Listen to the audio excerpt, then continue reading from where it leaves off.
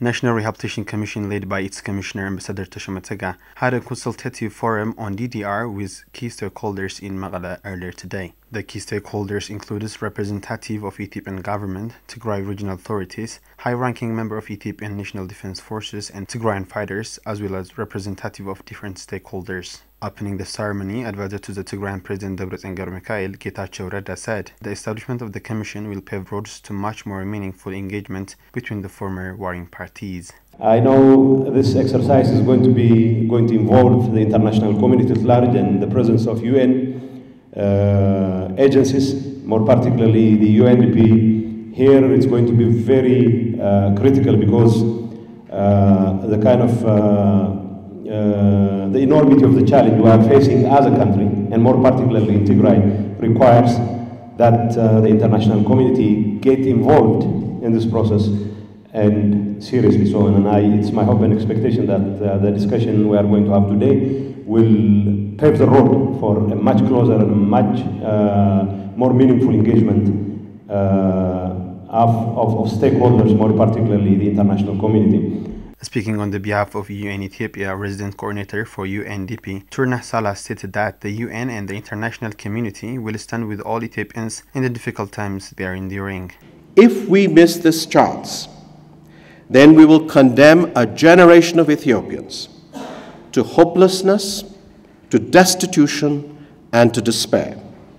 The alternative to peace and development, as we have seen all too well recently, is simply not an option. It is the responsibility as well of the international community to stand with Ethiopia, with you, at this crucial time.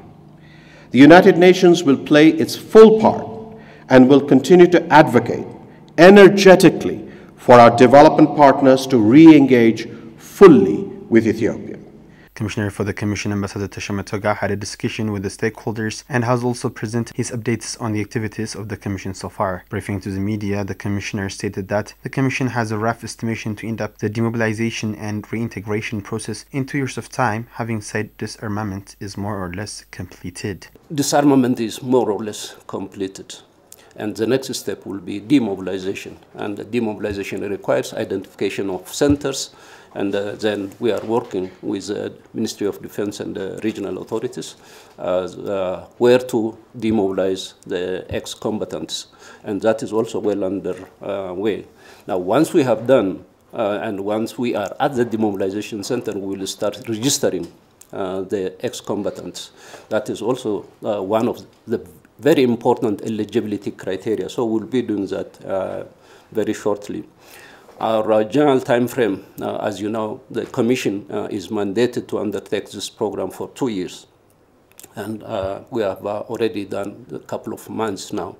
So we want to move as fast as possible, but there are critical stages, there are critical processes that we cannot skip.